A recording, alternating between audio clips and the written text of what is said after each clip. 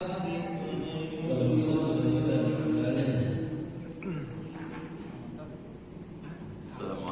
warahmatullahi wabarakatuh.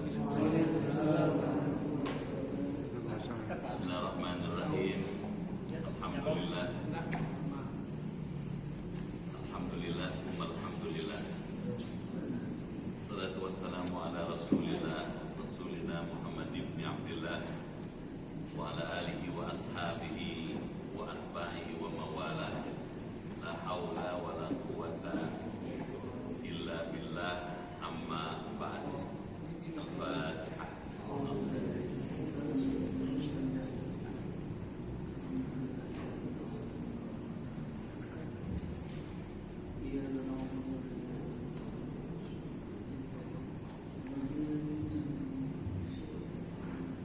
Bismillahirrahmanirrahim. Ya Fattah ya Alim, iftah abwaba qulubina bi nuri ma'rifatik wa akhrij alaina min dhulumatil jahli wal wahmi ila nuril fahmi wal ilmi waftah alaina abwaba ilmika kama fatahtaha ala anbiya'ika wa ulama'ika al-mutaqaddimin al-mutaakhirin wanshur alaina rahmataka ya dzal jalali wal ikram. Allahumma sallimna wa sallim dinana wa sallim ahlana wa auladana wa dhurriyyatana wa sallim jama'atana wa la siyama jama'ah Masjid Al-Kautsar min afatid dunya wal akhirah wa la tasluk wa tanaza' imanana wa la tusallit alaina man la yakhafuka wa la yarhamuna wa rizqna khairid dunya wal akhirah innaka ala kulli syai'in qadir. Rabbana wafiqna washfi mardana wa sahih assanana wa qawi a'malana wa hdina subul salam. Rabbana atina fid dunya hasanah wa fil akhirati hasanah wa qina adzabannar. Walhamdulillahi rabbil alamin. Ma'asyiral muslimin wal muslimat rahimakumullah, yang terhormat ketua dan pengurus yayasan Masjid Al-Kautsar, yang terhormat ketua dan pengurus PKM Masjid Al-Kautsar, Bapak Ibu hadirin dan hadirat sekalian, keluarga besar Masjid Al-Kautsar yang dimuliakan dan dirahmati Allah Subhanahu wa taala.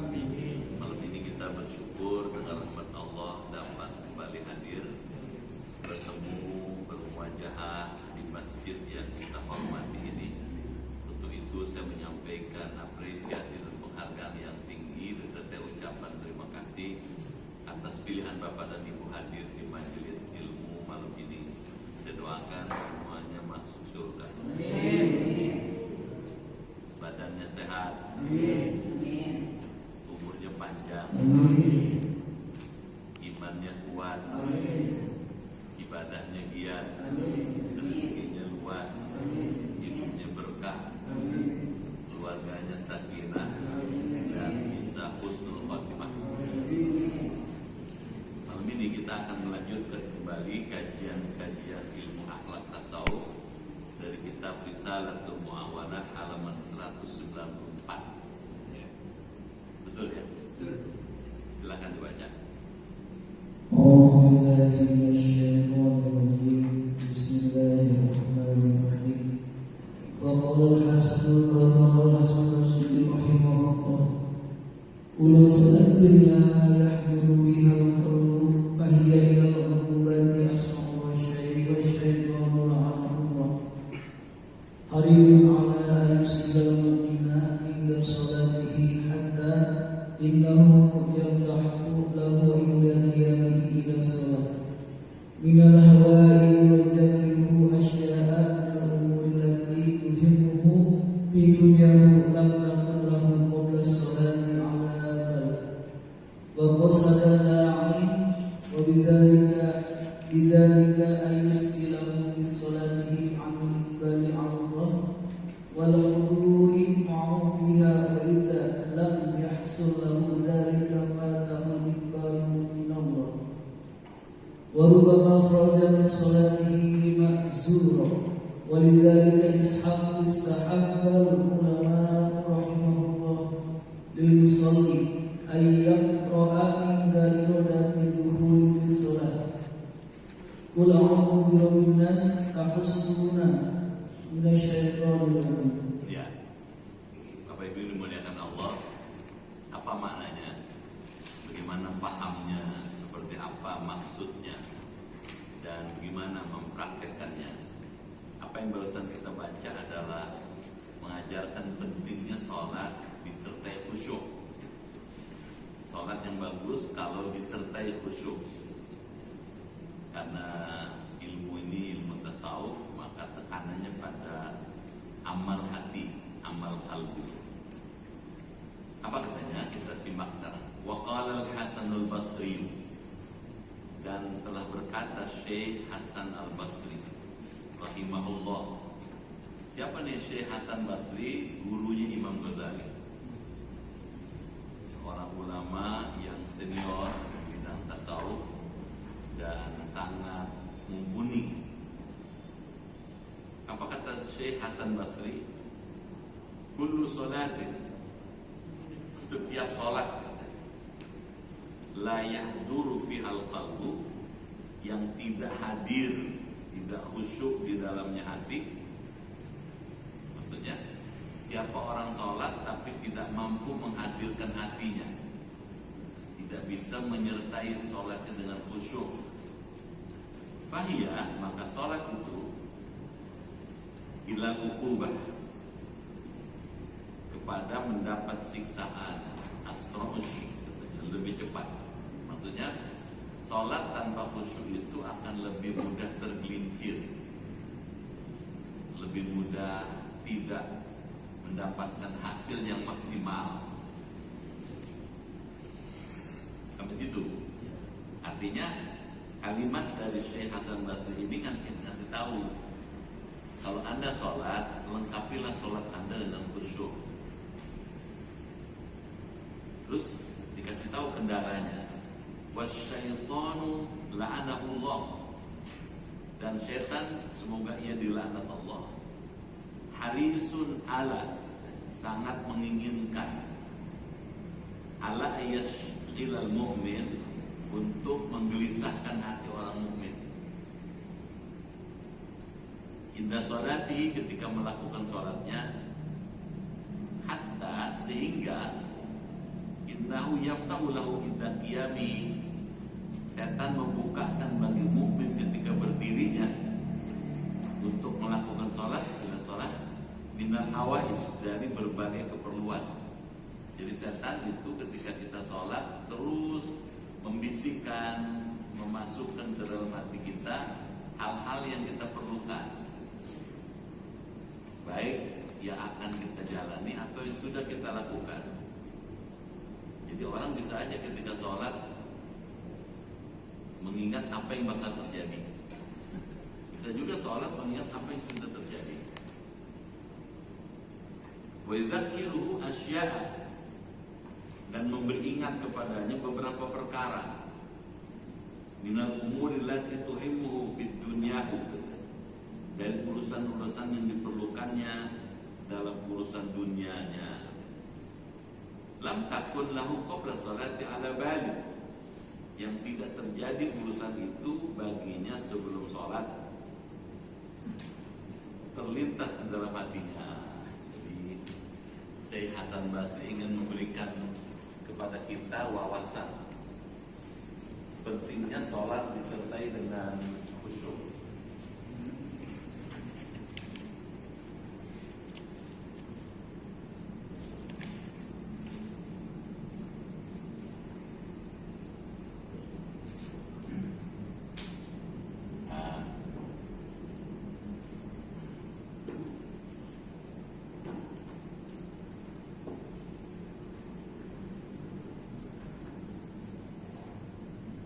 Ini penting katanya, supaya kita bisa menghasilkan hasil sholat itu yang maksimal. Sebelum kita bahas lebih lanjut tulisannya Imam Hasan Basri, sudah pernah kita singgung yang disebut khusyuk itu punya 3 indikasi. Ada 3 indikator. Indikator pertama, sukunul a'dha. Sukunul a'dha. Tenang anggota badan.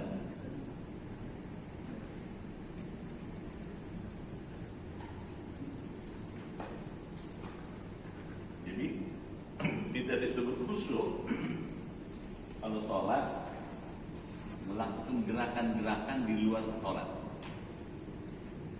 Misalnya Bismillahirrahmanirrahim, wadduha wal laili idza saja ma wada'aka rabbuka wa ma qala. Jadi teralihkan. Itu sebabnya yang pertama oleh Imam Ghazali dikatakan tenang anggota badan. Yang kedua hudurul qalbi. Salat baru mencapai maknanya kalau yang salat bisa menghadirkan hati.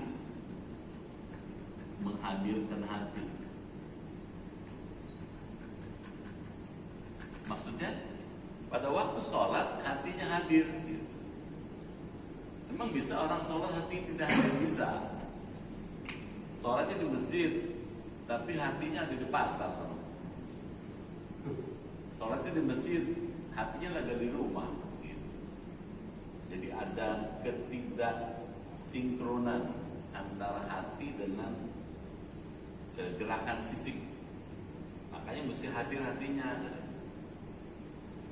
Yang ketiga, paham maknanya.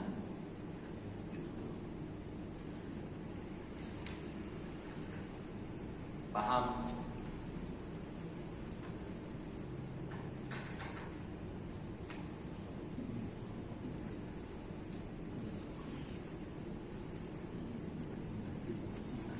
Al-fahmu.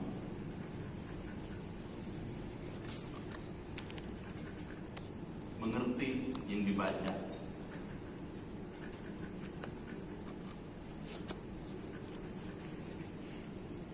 Jadi persoalan kalau orang bukan Arab gimana? Gitu. Dia nggak ngerti bahasa Arab. Jadi gimana dong? Gitu.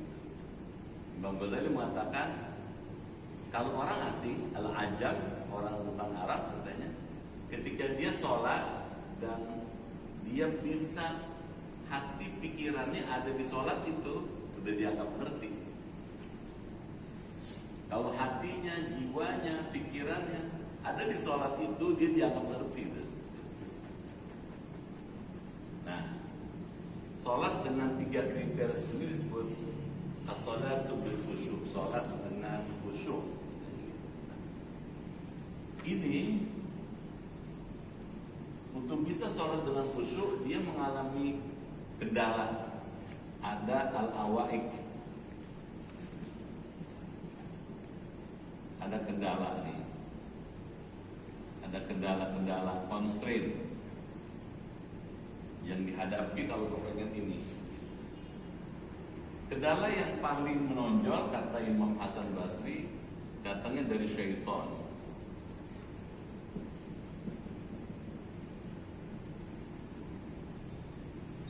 Ini paling disebut external constraint.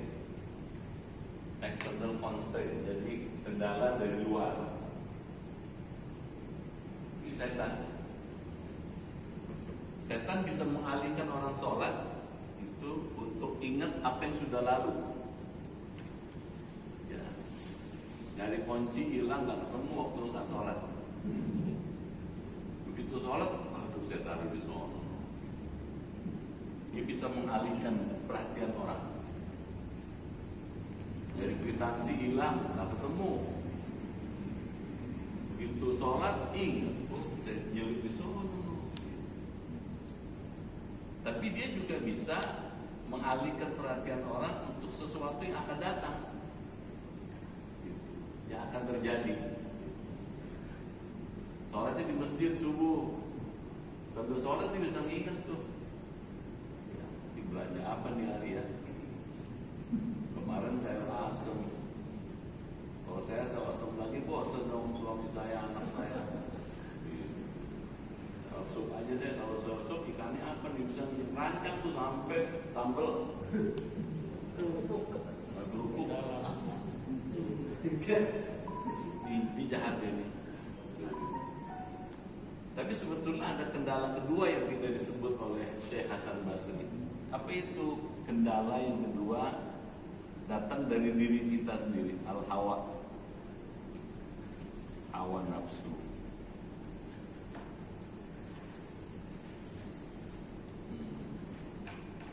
Kalau ini eksternal, kalau ini internal. Kalau ini dari luar diri kita, kalau ini dari dalam diri kita, dia nempel di diri kita. Dia ada di diri kita. Dua-duanya mengendala gitu. Itu sebabnya kata Imam Ghazali, hidup yang baik kalau dia berjihad menghadapi hawa nafsu ini. Jihad menghadapi gangguan syaitan supaya ibadahnya bisa khusyuk, sholatnya bisa khusyuk. Jadi persoalan, bagaimana menghadapi gangguan syaitan? Bagaimana bisa mengatasi pengaruh hawa nafsu ini? Di situ nggak disebutkan. Setan itu mesti dihadapi dengan satu, kata Imam Ghazali, kasratul dzikrillah. Banyak ingat Allah, banyak zikir. Di luar sholat. Kalau di luar sholat banyak zikir, banyak ingat Allah, dia tidak akan berdaya untuk menguasai kita secara luasa. Yang kedua, kata Imam Ghazali, tutup pintu masuk syaitan. Tutup pintu masuk syaitan dalam diri kita. Emang ada pintu masuknya? Ada. Apa pintu masuk syaitan? Riya, sum'ah, ujub, takabur, zolim, hasud. Nah, itu pintu masuknya tuh. Kalau kita zolim, dia masuk gitu. Di kompornya kita terus. Kapan lagi kamu? Gitu. Jadi bahaya nih ikut syaitan. Yang ketiga, dawamul wudu, terus menerus wudu.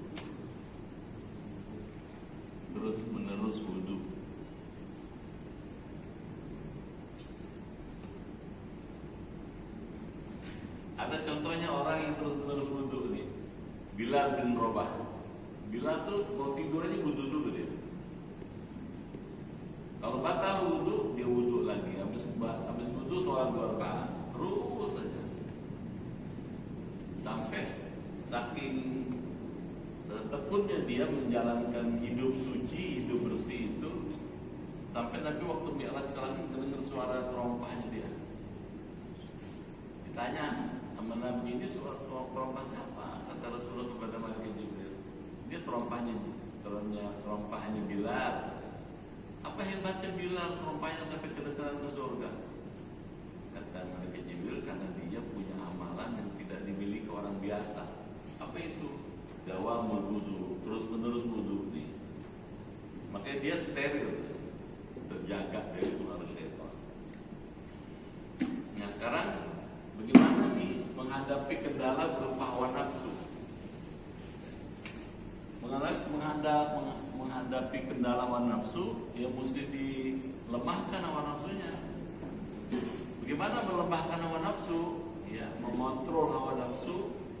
Kata Imam Ghazali, bawa puasa.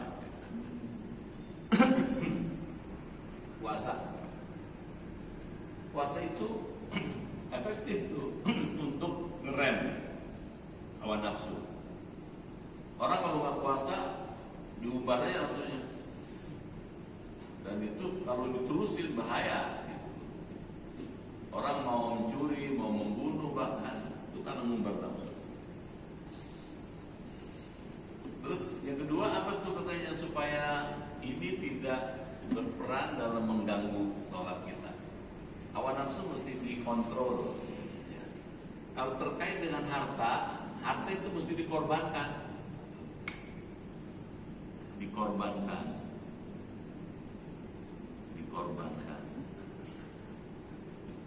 Dengan apa? Harta supaya dia tidak berkuasa menguasai kita, korbanin. Zakat, bayar. Sedekah, itu melemahkan itu. Kalau ini efektif, kita bisa kendalikan, sholatnya bisa lancar. Gitu.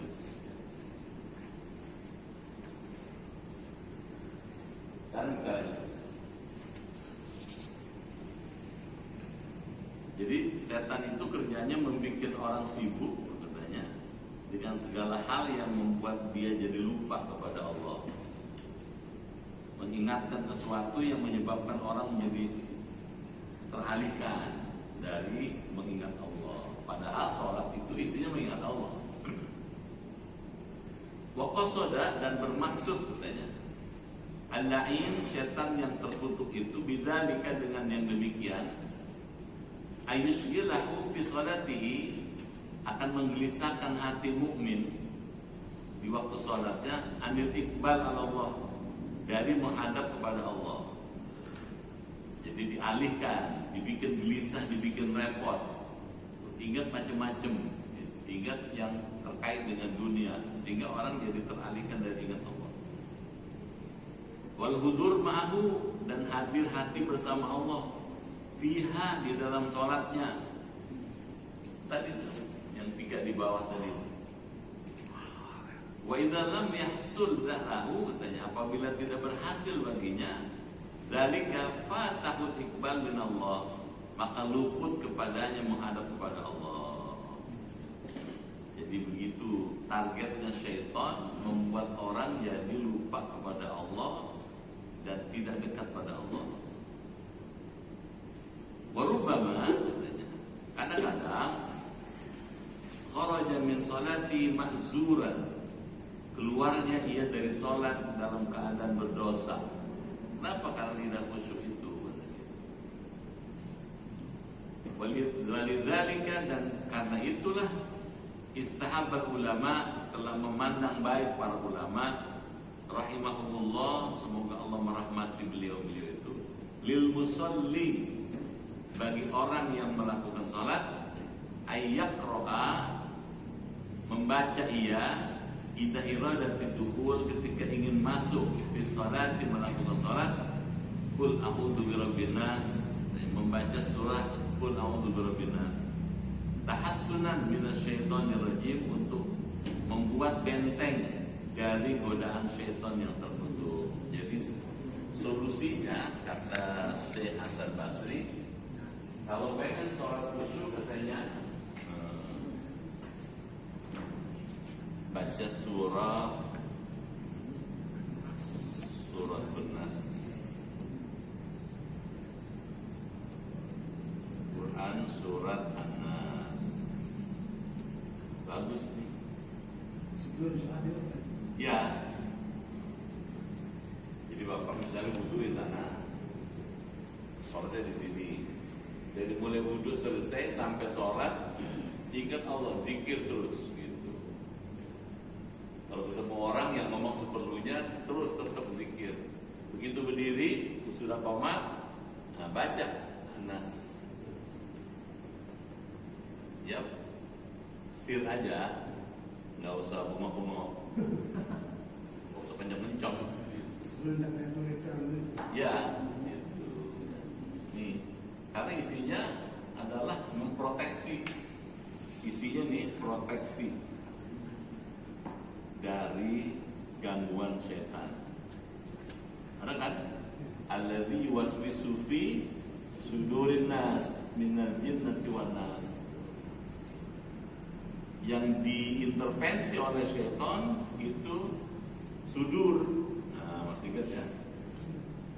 Nah, ini sudurnya sini. Kalau ini hati manusia, penampangnya ada 4. Ini dada. Dada ini isinya hawa nafsu. Nah, setan, An-Nas ini, nah, kesini dia berkolaborasi dengan hawa nafsu, sehingga menutup lapis kedua. Lapis kedua isinya iman, ini hati. isinya iman. Jadi imannya gelap, apa gelap? Tenggelam. Apalagi sini, ini lebih tenggelam lagi. Ini fuad namanya. Isinya ma'rifat.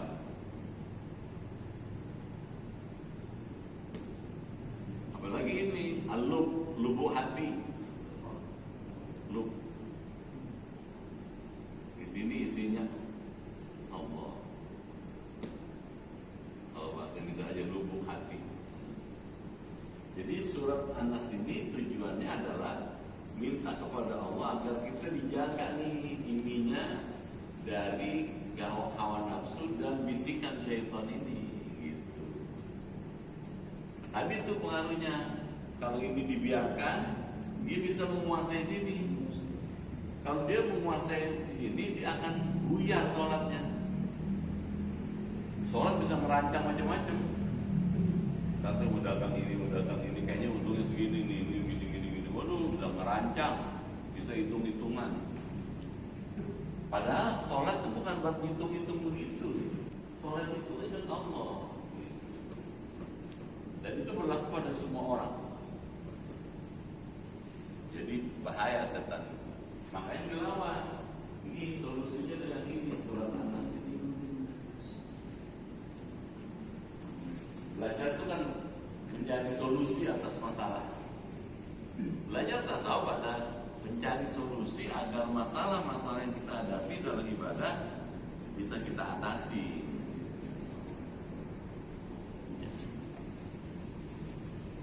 Baik, kita lanjut.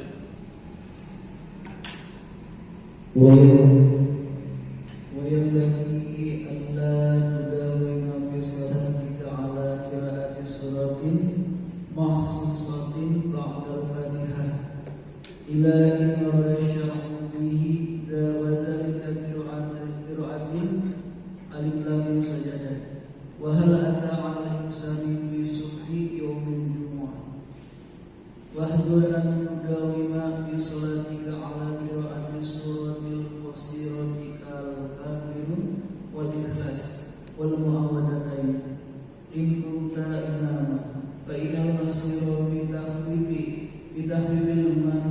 المندوب إليه الإمام إلى حديث معاذ رضي الله عنه وهو أنه أما قوما فطلع عليهم جدا فشكاه ورجل منهم إلى رسول الله صلى الله عليه وسلم فقال صلى الله عليه وسلم أفتان أنت يا معاذ اقرأ بسمه الأعلى والشمس والضحاها والليل إذا يغشى ومن نظر في كتب الأثر عرف ما قلنا وقد روي أن آخر صلاة صلاها رسول الله صلى الله عليه وسلم بنفس صلاة المغرب قراءة بها بنفس صلاة المغرب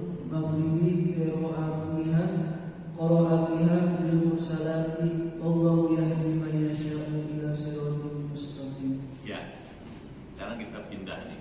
Kita lanjut. Wayam bagi katanya.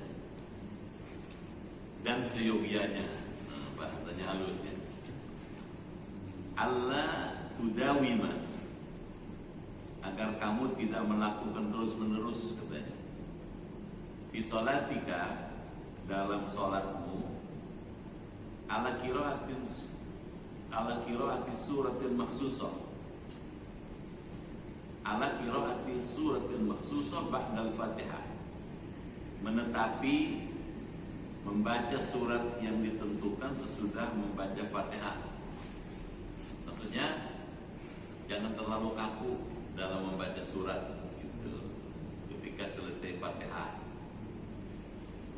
Illa, kecuali in katanya, warada syar'u, jika datang syarat menganjurkan itu, bihi, wadhalika, yang demikian itu kakiraati alif lam as-sajdah, membaca surat alif lam as-sajdah wa hal ata 'alal insan, dan surat hal ata 'alal insan fi subhi yaumil jum'ah, pada sholat subuh hari Jumat.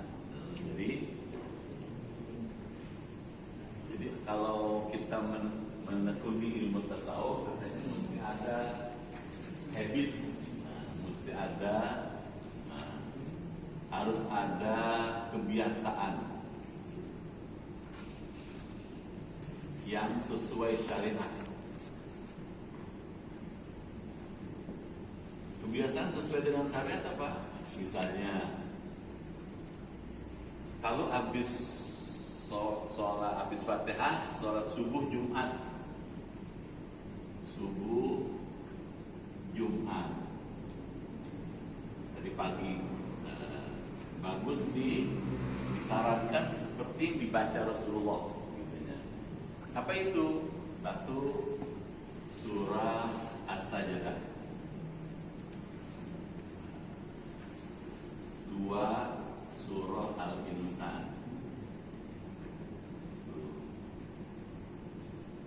Rekat pertama As-Sajdah, rekat kedua Al-Insan. Bagus nih, ya, bagus diterapkan di Al-Kautsar. Kenapa? Niru Nabi. Kalau As-Sajdah ada sujud, ada sujud As-Sajdahnya. Bagus tuh. Ini kan 30 ayat. Pas ayat ke-15, kharru sujjadah. Kemudian sujud. Wa hum la yastakbirun. Sujud nih. Nah, saya sarankan kalau Al-Kautsar mau menggunakan cara ini, disosialisasikan dulu di jamaah gitu. Sholat subuh Jumat di Masjid Al-Kautsar akan dilakukan dengan membaca surat As-Sajdah dan surat Al-Insan. Ketika kita mendengar imam membaca surat As-Sajdah, akan ada sujud tilawah, ada sujud As-Sajdah pada ayat ke-15 surat As-Sajdah. Kepada jamaah harap maklum. Buat apa kasih tahu? Supaya jamaahnya siap. Karena kalau nggak dikasih tahu, malah imamnya disalahin. Wa hum la yastakbirun. Allahu Akbar. Makmum subhanallah, subhanallah, subhanallah. Karena makmumnya nggak ngerti gitu. Disangka imamnya salah. Biasanya kan kalau habis berdiri ruku, ini langsung sujud. Ternyata ada sebabnya, karena membaca surat As-Sajdah ini. Jadi mesti disosialisasikan dulu. Kalau mau dipraktekkan kayak begini, mesti di. Yang kedua, imamnya mesti siap. Di banyak masjid dipakai, di Istiqlal pakai. Kalau Jumat, terus sudah Kelapa juga pakai, gitu. Ini pakai, bagus, ya. Al-Kautsar pakai, nggak apa-apa. Kalau udah biasa 30 ayat sebentar. Ini kan karena jarang dibaca 30. Tapi saja berpanjang, domelin imamnya. Ya nggak maju-maju semuanya. Mesti ada peningkatan dong. Kalau bisa tuh kita hidup tuh kira-kira gambarnya kayak gini. Nah gitu. Sekarang di sini, besok di sini nih, lusa di sini, gitu. Terus meningkat mestinya. Jangan tak sampai sini, malah ke sini. Turun ya, mesti ke sana. Gitu. Kalau Jumat kita nggak biasa baca Sajdah, kita bikin. Karena ngikutin Nabi. Orang seneng kan. Saya pernah ceramah subuh di masjid sana Sunda Kelapa.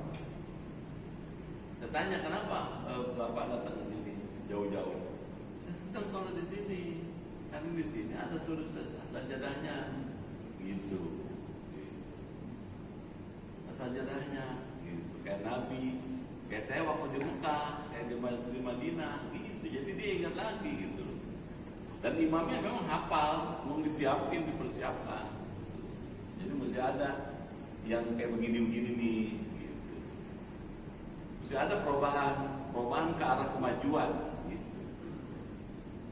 Itu menantang kita maju dong, jangan rata aja, sama dari kemarin sampai sekarang segini aja nih, segini terus, nggak maju kita. Kita mesti naik sana dulu. Apalagi ada kitabnya, bukan maunya saya, tapi ada kitabnya, dan ini ditunjukkan oleh Rasulullah. Dan jamaah yang sudah senang, dia demen mendengar imam baca panjang-panjang. Gitu. Senang dia. Kenapa? Karena menikmati dia bacaan imam. Gitu. Nah, wahdar, hati-hatilah antudawima, kamu mengerjakan selalu fi sholatika, dalam sholatmu, ala qiraati surah al-qasirah, membaca surat yang pendek, kal kafirun wal ikhlas, seperti surat al-kafirun dan surat al-ikhlas, wal mu'awwidzatain atau al-falaq dan an-nas. In kunta imaman, jika kamu jadi imam. Ini ngasih tahu. Subuh kuliah kulu. Makmum bilang nggak ada surat lain apa? Nabi Muhammad tuh kalau sholat subuh, kalau hari biasa yang baca Ar-Rahman. Ya kan kita mau niru Nabi kan? Nggak bisa persis ya, arahnya ke sana dong. Rasulullah nih. Rasulullah itu rakaat pertama Ar-Rahman, subuh nih, kalau subuh biasa. Rakaat kedua Al-Waqi'ah. Jangan takut gitu. Kalau udah biasa enak Pak. Ar-Rahman 76, Al-Waqi'ah 93. Gak apa-apa. Kalau mau maju gitu. Kalau mau ikutin ya, nanti ya mungkin sekarang nggak semuanya, tidak seluruhnya, misalnya satu surat 2 kali 2 rakaat gitu. Enak Pak, orang yang sudah biasa baca Quran atau mendengarkan Quran, dia menikmati, apalagi bacanya imamnya enak, mujawad namanya, pakai tajwid yang bagus gitu, seneng orang dengernya. Dan dia menikmati ibadah, karena ibadah itu nikmat gitu. Ini kan ceritanya orang mau terus nih, mau menuju Allah nih. Kalau kita mau menuju Allah ya kita mesti makin deket dong. Jadi mesti berubah, mesti makin maju. Fa innal masir fi takhfif al-mandub ilahi imam illa hadith Mu'adz. Karena sesungguhnya tempat kembali dalam meringankan bacaan surat yang disunnahkan kepadanya imam, kepada hadis Mu'adz radhiyallahu anhu. Wa huwa annahu amma qauman, yaitu bahwa Mu'adz telah menjadi imam. Ada orang yang Mu'adz bin Jabal, orang Madinah yang masuk Islam. Tadinya Yahudi masuk Islam dia. Ketika dia sudah masuk Islam, dia menguasai ilmu-ilmu Islam, dia mempelajari Quran dan menguasai Quran, dia pernah jadi imam gitu. Fa'atala alaihim jiddan, lalu ia memanjangkan kepada mereka yang amat panjang. Jadi waktu sholat maghrib, Mu'adz jadi imam panjang banget bacanya. Fasyakahu rajulun minhum ila Rasulillah, lalu dilaporkan oleh seseorang laki-laki dari mereka kepada Rasulullah.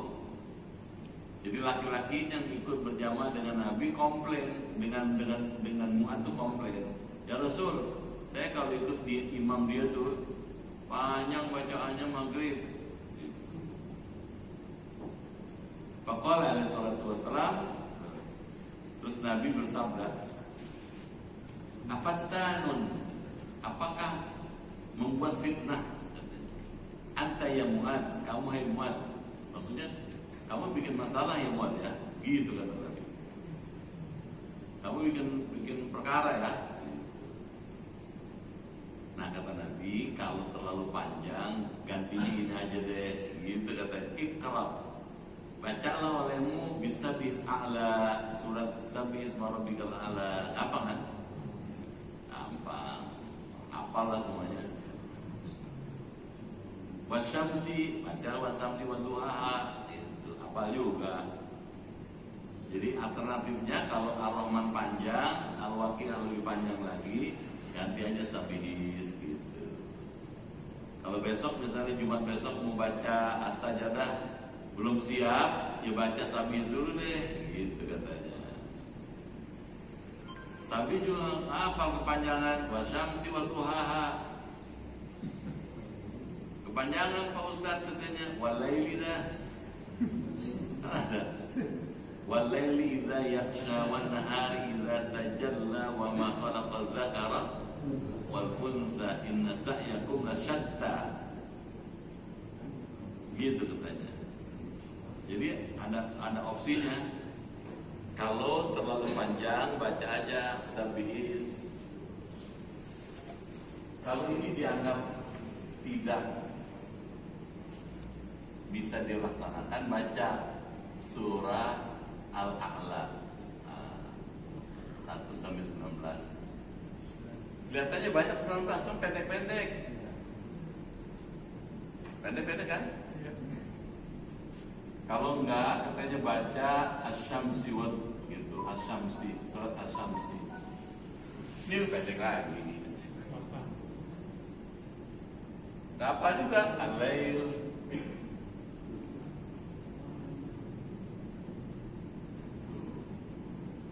Kata penulis kitab itu, jangan dibiasain sholat subuh baca qul ya qul. Kependekan dong qul ya qul subuh. Gitu. Jadi kalau gitu, kalau nggak bisa ini ya ini, gitu. Sabbi isma rabbikal a'la. Rakaat kedua kalau bisa hal ataka haditsul ghasyiyah. Panjang juga ya udah Asy-Syamsi, Al-Lail, ada kan? Iya. Kalau masih tawar juga, orang kita kan banyak nawarnya. Jadi ibadah itu jadi beban gitu. Nah kalau dalam konteks tasawuf ibadah itu nikmat. Gitu. Kita memang pengen ibadah. Orang menikmati ibadah, menikmati sholat itu, gitu. Mestinya. Karena dengan sholat itu orang akan merasa dekat dengan Allah. Dia akan merasakan kedekatan pada Allah.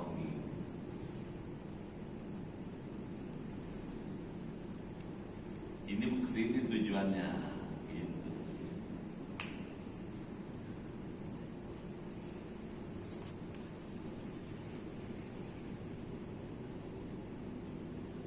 Wa man nadhara fi kutubil athar arafa makulna. Barang siapa yang melihat dalam kitab-kitab asar, kitab-kitab yang dikenal, arafa, maka tentu ia mengetahui makulna, apa yang telah kami katakan itu. Waqad ruya anna akhir salat shallaha Rasulullah, dan sungguh diriwayatkan bahwasanya salat yang terakhir yang telah dilakukan Rasulullah bin Nas bersama orang, salatul maghrib, ialah salat maghrib, qara'a fiha bil mursalat, dia membaca padanya surah al-mursalat. Jadi Nabi pernah salat berjamaah dengan para sahabat yang terakhir maghrib. Setelah itu Nabi sakit dan tidak berjamaah. Yang jadi imam adalah Abu Bakar Siddiq ketika Nabi sakit. Wallahu yahdi may yasha ila siratal mustaqim. Allah memberi petunjuk katanya kepada orang yang dikehendakinya ke jalan yang lurus. Sampai sini. Jadi ya kita mesti maju ya. Dan nanti jangan takut. Jangan takut mengambil langkah-langkah yang tidak populer. Ini kan nggak populer nih, panjang banget sholatnya gitu. Tapi kalau orang sudah kecantol, didatengin di masjid, tuh, Sunda Kelapa,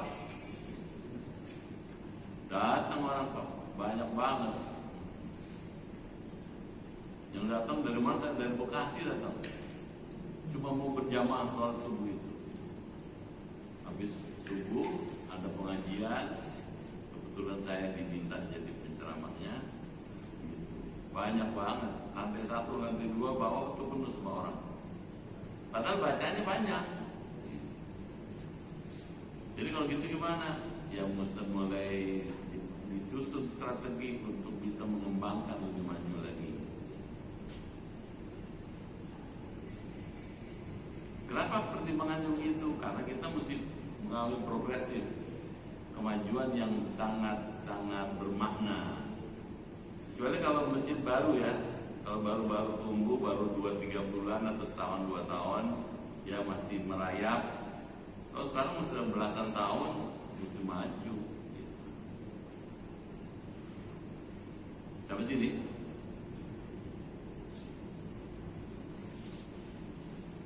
Ustaz, tadi Mu'ad ditegur oleh Rasul waktu sholat maghrib, ayatnya panjang.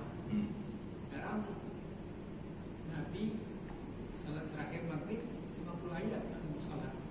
Ya, itu caranya Nabi untuk mengingatkan kepada sahabat Mu'ad jangan terlalu panjang gitu. Tapi Nabi sendiri ketika akhir hayatnya itu mau meninggal itu baca Al-Mursalat. Artinya apa? Nabi cuma ingin memberikan kepada kita paham bahwa cobalah kalau sholat jangan terlalu panjang juga jangan terlalu pendek. Itu maksudnya gitu aja. Nah, komplainnya orang kepada Nabi atas kelakuannya Mu'ad bin Jabal itu disikapi Nabi dengan memberi opsi. Opsinya ini aja, sabir macam-macam. Sebentar Nabi sendiri baca Al-Mursalat dan orang nggak nolak. Kenapa? Karena enak bacaannya, asyik gitu. Ya memang agak jarang ya gitu. Agak jarang sholat dengan model kayak Nabi gitu. Tapi ya kalau kita mau menjalani tasawuf ya mesti berani melangkah untuk yang tidak populer. Kalau kebiasaan Rasul mengerjakan sholat qabliyah subuh itu ayatnya katanya al-kafirun semua. Ya, kalau sholat sunnah Nabi qabliyah subuh misalnya kuliah puluh aja, nggak panjang-panjang. Kenapa? Nabi masih capek Pak. Habis tahajud, habis witir, terus akan sholat subuh yang cukup panjang. Itu sebabnya kuliah subuh dibaca cuma kuliah puluh aja. Dan sunnahnya nggak boleh panjang-panjang memang. Ya, disunahkan untuk membaca yang sedang, yang pendek aja kuliah puluh gitu aja. Kuliah ya Pak, sholat itu. Meskipun cuma kuliah puluh, tapi pahalanya luar biasa tuh kuliah subuh. Dan Nabi ketika subuh baca tadi surat yang panjang itu. Kan Ar-Rahman enak Pak, diulang-ulang berkali-kali, 31 kali. Makanya Ar-Rahman itu disebut Arsul Quran, pengantinnya Quran. Kenapa pengantin? Di dalamnya penuh keindahan. Enak bacanya Ar-Rahman itu. Wa bi ayyi ala'i rabbikuma tukadziban. 2-3 ayat masuk lagi, 2-3 ayat masuk lagi gitu. Profesor Rabai nulis kitab tafsir itu tuh, mana tuh? Tafsir Munir. Itu mengatakan bahwa fa bi ayyi ala'i rabbikuma tukadziban ayat ke-13 tidak sama dengan fabi ayyi ala'i rabbikum tukadziban ayat 16. Begitu seterusnya. Meskipun lafalnya sama, tapi muatannya beda. Kenapa? Karena ayat 13 memberikan kepada kita kandungan ayat 1 sampai 12. ayat 16 meskipun kalimatnya sama menjelaskan kandungan ayat 14 dan 15. Makanya enak Pak, Ar-Rahman itu enak. Enak dibaca, enak didengar dan asyik. Ya kalau mau dijajah coba-coba satu surat 2 rakaat gitu. Latihan. Enak Pak. Cuman biasanya kita begitu tuh, ngeles-ngeles aja deh. Mesti dilatih. Kalau orang sudah cinta sama Quran, panjang nggak masalah, malah seneng dia. Gitu. Bismillah. Itu sebabnya jangan heran Bapak kalau ke Mekah gitu, ada orang yang karena nggak hafal ya, dia buka tuh handphone. Kalau nggak dibuka Quran, cuma baca apa nih dia udah hitung ya. Surat ayat juz kesekian itu buka dia, buka terawih, kita langsung baca gini dia, menyimak gitu, boleh nggak apa-apa. Cuman mesti disiapin. Iya, malam ke-20 juz 20. Jadi begitu dia makmum kan, udah disiapin tangannya. Ghairil maghdubi 'alaihim waladdallin. Jangan waladhdallin. Ya keburu batal, mesti disiapin gitu. Dan enak Pak, menikmati betul gitu. Enak sekali. Ini kan ngajinya kan tasawuf kan orang udah mapan nih ceritanya gitu.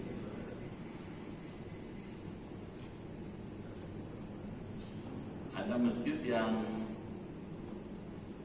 berani ngambil risiko dan ternyata hasilnya menakjubkan. Bintaro, saya ngajar di Bintaro. Itu jamaahnya banyak dari mana-mana, penuh. Apalagi saya kalau ngajar tuh penuh tuh halaman dan mobil-mobil penuh, ada mobil macam-macam gitu. Mereka tuh seneng gitu. Dan imamnya hafal Quran, udah dilatih gitu, siapin. Ini mati betul, subuh baca yang panjang. Itu saya bilang, itu berani dulu ini, nggak apa-apa Pak Ustadz, ini risiko. Ternyata luar biasa sambutan masyarakat itu. Saya katanya datang ke sholat di sini di sektor 9 ini karena ini khas sholatnya gitu. Saya nggak dapat nih sholat model begitu tempat lain. Saya menikmati betul gitu. Coba, bagus dong Pak. Kalau ngikutin ini, mesti berani kita. Misalnya Jumat besok, mulai dibaca tuh as-sajadah gitu. Subuh, baca aja. Bismillah. Ustaz, mengenai sejarah itu Ustaz, pernah saya ikuti juga itu, apakah mengucapkan waktu sujud itu menyebutkan Allah Akbar atau tidak? Karena pernah saya itu tidak disebutkan Allah Akbar. Dan ini juga tidak ada Allah Akbar. Ya kalau Bapak kan kita jadi makmum ikutin imam. Ya. Begitu imam baca misalnya surat as-sajadah, wa hum la yastakbirun, Allahu Akbar, kita ikut baca tasbih. Sajada wajhi lilladzi fatara samawati wal ardh. Bukan subhana rabbiyal a'la, bukan. Sajada wajhi lilladzi fatara samawati wal ardh. Tapi si imam tidak menyebutkan Allah Akbar, langsung sujud kan? Biasanya baca. Ya, makanya saya juga Baca kan. langsung sujud. Mungkin dia apa ya? Musal aja tergesa-gesa begitu. Wa la yastakbirun, Allahu Akbar. Ya. Itu mestinya. Dan itu kan takbir intiqal. Takbir intiqal itu hukumnya sunnah. Sunnahnya sunnah hayat. Gak dibaca juga nggak menyebabkan batal sholatnya. Gak batal. Jadi boleh aja. Nah, langsung aja dia. Gitu. Mestinya ada baca takbir supaya makmum tahu. Oh ternyata imamnya sujud nih gitu. Jangan as-sajadah. Kalau Bapak baca Al-Alaq, rakaat terakhir itu sujud itu. Wasjud waqtarib, sujud. Cuman kalau besok mau dibaca Al-Alaq, mau pakai sujud sajadah itu, kasih tahu dulu jemaahnya, oleh imam atau oleh pengurus masjid akan melakukan sholat, imam akan menggunakan rakaat pertama setelah Fatihah baca surat Al-Alaq, dan di rakaat terakhir ada sujudnya gitu. Kasih tahu gitu. Supaya siap. Udah sujud, berdiri lagi baru rukuk. Supaya siap. Kalau nggak siap nanti imamnya diomelin. Subhanallah gitu. Karena imam yang salah, padahal yang nggak ngerti dia itu makmum.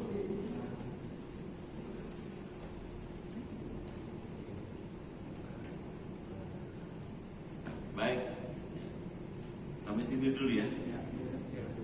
Cukuplah dua pasal ya. Dua pasal.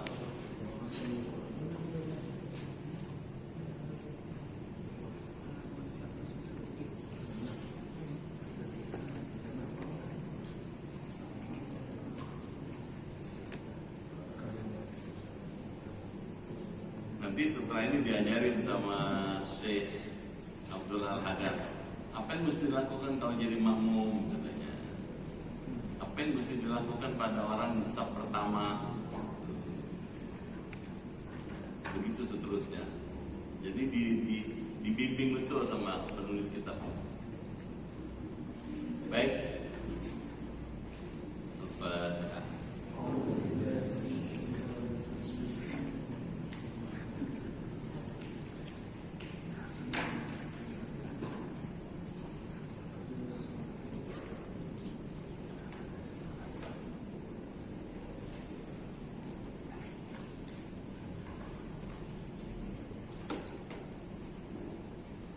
Bismillahirrahmanirrahim. Allahumma bihaqqil Qur'an wa bi kalamikal qadim wa bi Muhammadin khatamin nabiyyin wa bi haqqi ummil Qur'an alimna al-Qur'an wa faqihna fid din wa alimna ta'wil wa hdina ila sawa'is sabil. Allahumma inna nas'aluka imanan kamilan wa yaqinan sadiqan wa rizqan wasi'an wa qalban khashi'an wa lisanan dhakiran wa badanan sabiran wal afwa indal hisab wa najata minan nar. Allahumma khtim lana bi husnil khatimah wa la takhtim alaina bi su'il khatimah. Rabbana atina fid dunya hasanah fil akhirati hasanah wa qina adzaban nar. Walhamdulillahi rabbil alamin. Sekian, lebih kurang mohon maaf. Terima kasih, sampai jumpa lagi. Assalamualaikum warahmatullahi wabarakatuh.